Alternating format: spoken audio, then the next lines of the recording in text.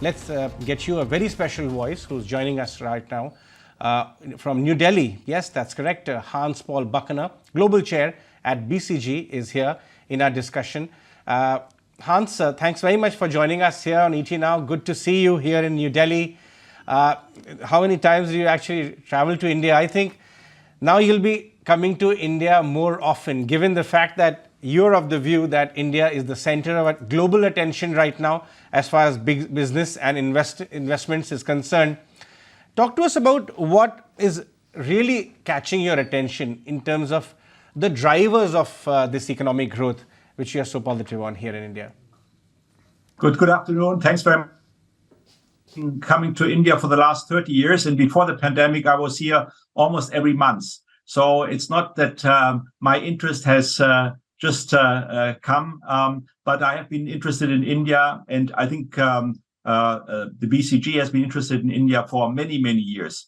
Now, of course, we see India now with the largest population and also the fastest growing large economy in the world attracting more interest. And that's certainly true. I've been in Mumbai, Bangalore, and now in Delhi. And there are many companies from Japan, Korea, from Europe, from North America, who are all very much interested in taking part in India's growth story. And there are lots and lots of state engaging with companies to attract FDI and also to sign a lot of MOUs, hopefully, which then translate into actual investments. Hans, I want to understand from you, though everybody is really taking note of this and many companies are participating in this India growth as well, some are concerned that, are really questioning where the global growth is actually heading. And with that also, could that also cast some amount of pressure on India? What is the sustainable kind of growth which India can achieve if we take a slightly longer term horizon, say 3 to 5 years or beyond? Yeah, well, we at BCG see India's growth at doing at 7 to 8% is absolutely doable. We have to be, of course, realistic about what is happening in the rest of the world. Europe will be at 1 to 2% GDP growth on average. The US probably around 3%. China could be, around 5%. Southeast Asia will be very interesting, the other big region with good growth of around 5%, maybe even more. And then Latin America and Africa being a bit more volatile and much more heterogeneous. But India certainly has the medium and long-term prospects are very good, and I think is a real chance of attracting a lot more investments in the coming years. Hans, your good friend Ray Dalia also overnight made a very interesting tweet. I would like to get your thoughts on that. And he's a complete, a hedge fund manager, equities market person, and of course bond markets as well, saying that 7% on a structural basis in India is not ruled out. And in fact, he congratulates India on the Chandrayaan mission as well. And this has really caught attention of a lot of other fund managers and asset allocators across the world who up till now did not have India as a part of their specific strategy. Do you think, FDI, people in hardcore business across sectors understood India opportunity way back. But there is a new class of FIIs now who are taking India seriously. Because you in your circle, you have both categories of investors, actual businessmen as well as portfolio managers. You see India coming up the ranks in their list? Absolutely. I think there is the largest population now. The world is in India with more than 1.4 billion. It will be growing. The standard of living will go up. There will be more consumption, so more opportunities for local production for the Indian consumers. But there will also be increasingly opportunities for exporting from India, and so I think really India has the potential, and I think we should also not underestimate that the friction between US and China will probably increase, and therefore a lot of companies will worry about how much to engage in China, and they will look also for new markets and new opportunities. And that will certainly play in the favor of India, in addition maybe to Southeast Asian countries where there's also a lot of interest. Hans, you interact with global Fortune 500 companies. Many of them already have. In fact, if you just read the Economic Times front page of the last 1 year, almost every day there's a global CEO coming here and talking about scaling up their plans here in India. I have not seen in my 20s of being a business journalist this kind of an environment before. But you talk to them on a much more granular way, the India strategy. How much scale up are you witnessing, or even expansion of presence in India by companies who are up till now not there, but are household names in, say, Europe or rest of the world or even US?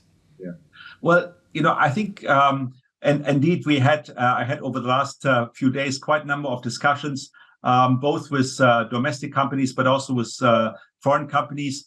And I think doubling, tripling, quadrupling over the next several years. I mean, if you look at what some companies, both domestic and foreign companies, have also achieved, I would say in the millennium, is, some of them have grown tenfold in 10 years.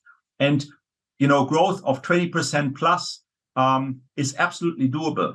And that's what companies are looking for. And I think that's what also companies should be striving for if you really want to continue to have a strong position in India. Mm-hmm. What are the challenges? Also, before that, I would like to, the current government is completing almost a decade in office, and we all know what lies ahead in the next year. I want to understand from you, because you get reflections from the company's beneficiaries and also who up till now couldn't latch on to the India growth and are looking at joining the bandwagon now, on how the reform work has been done in India so far. Because after all, business is getting a big boost on some structural reforms across sectors. Also, does it give you a hope that if the leadership continues, the reform momentum, at least in India, would continue? And what are the areas you would like to see more work done? Well, clearly, economic development and also the attraction for investors is human talent. So investing in health, in hygiene, in education, in training will be very important. I mean, clearly in Europe, in Japan, and many other parts of the world, we'll have a declining workforce. We have shortages of skills. So really developing the skill base will be enormously important. Yeah. And not just having large numbers of people, but also people who are really reasonably well educated and skilled. Technical skills are very, very important. Secondly, of course, infrastructure, both physical infrastructure, but also digital infrastructure is important. The financial markets need to be good. And then, of course, institutions. I think there needs to be further efforts to streamline rules, regulations, laws, to make sure that there's transparency of what you have to do and how you have to do it, and then to ensure that investment projects can go on stream within a very short period of time, 1.5, 2 years, and that it's very clear that if I commit as a foreign investor, I will get it done, and I will not run into obstacles which we delay things and ultimately maybe even make my efforts futile. Talk about some of the sectors where specifically you see very meaningful evidence of China plus one. We've been talking about it, and why only China? Now even Europe plus one. We are talking about friendshoring. Give us some feedback. See, traditionally it was manufacturing, even chemicals, but talk to us about sectors we should watch out for. Our audience is completely stock market related audience, and you can tell them which are the sectors on radar where you see friendshoring and China and Europe plus one actually gather momentum in their favor. Good. First of all, I don't like China plus one or Europe plus one. It makes you look like you are an appendix to somebody else. And that certainly is, I would say, not acceptable. India has, enormous potential in its own right. And that's why the plus one is the wrong term in my view. I think what is really important is, the whole range, of course, tech, hardware, software, but also areas in manufacturing. And we always, of course, think, of automotive. We think of aerospace. That's certainly important sectors. But we forget that every car, every machine, consists of many, many different parts. There are switches. There are pumps. There are lots of things where mid-sized companies and small companies play a big role. So when we do think about attracting the big names, these big names need a real ecosystem. An ecosystem means many suppliers for mid-sized parts, for assembly, for testing, but also for some small parts which you may not even be aware of or don't even know the term. Nor do I don't know the term, and still it's very important. And I think that will have to be created. So it's not just sufficient to get one big factory of, let's say, Tesla or from Intel and so forth, or Foxconn. I think it's very important to make sure that in the whole neighborhood, in whatever state you are, there is a huge ecosystem with lots and lots of providers of different parts, different services, and so forth. And I think that's what we have to keep in mind. That's why I would say it will lift up, almost all sectors, including, of course, consumer products will become more and more important. And I think there's also a huge opportunity for India through travel and tourism. I've been traveling with my wife through India a lot. We really like the country, but you find very few tourists. I think you find probably more Indian tourists now in Europe than you find European tourists in India. Probably not true, but it's something where the potential of the country is not at all fully explored. But not by far. Indians are warming up to wanderlust, I must tell you, and tourism, and look at the hotel stocks in India, the way they've become multi-baggers. But I'll come back to you on a point. You work with Indian companies as well very closely. In fact, smaller and smaller companies, I'm getting feedback, want to work with companies such as yours because they're aspiring to get in global standards of the way they're managing their companies in their enterprises. I want to understand the role of tier 2, tier 3. Now we are seeing increasingly billion-dollar companies arrive out of smaller towns in India. What kind of conversations are happening in boardrooms? What kind of feedback you get from your teams who work with, slightly mid-tier, but companies which have global aspirations across sectors? Yeah, I must say the discussions with promoters in India and also CEOs, managing directors, chairpersons, whatever you like, are very refreshing. They are very ambitious people, both women and men. They have really bold visions for their companies, not just growing 5, 6, 7% as they may do in Europe, but growing 20%, 30%, and not just providing for Europe, but also expanding their reach internationally. In the Middle East, go to Europe, North America, but also other emerging markets. I think there's real excitement, there's real energy, and I think it's whereas in Europe, of course, people talk a lot about transformation, maybe also cost cutting, because growth, as I mentioned earlier, will be limited in Europe, surely because of the demographic developments. But in India, there is enormous energy, enormous ambition, and people really have high expectations, but they're also working very hard for it. It does not come by itself. And many of these companies, which maybe even 10 years ago nobody has heard of, will play a very big role in the coming years, not just in India, but across the world. All right, Hans, one last question I want to understand. Everybody talks about the demographic dividend in India. No other country in this world have such a large proportion of the youth under 35, under 40. In fact, some of the regions in our country, some of the states in our country are as big as entire countries overseas. How do you see the durability and the longevity of this demographic dividend?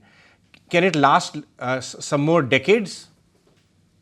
Well, first of all, I think it's a demographic dividend if you have a good, well-educated and skilled a group of young people and workforce.